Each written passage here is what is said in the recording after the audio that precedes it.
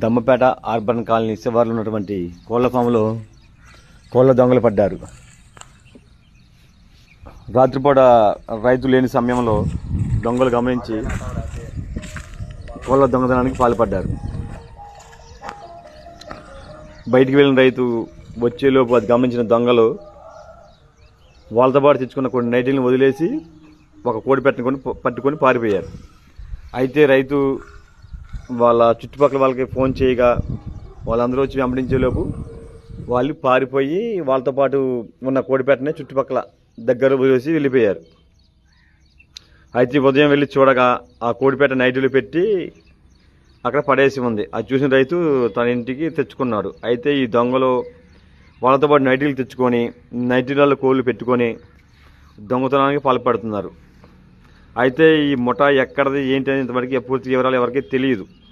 కావున కోళ్ల ఫామ్ ఉన్న ప్రతి ఒక్కరు కూడా జాగ్రత్తగా ఉండండి. దొంగ నా కొడుకులు ఎక్కువైపోయారు. మీ కోళ్ళను మీరే కాపాడుకోండి.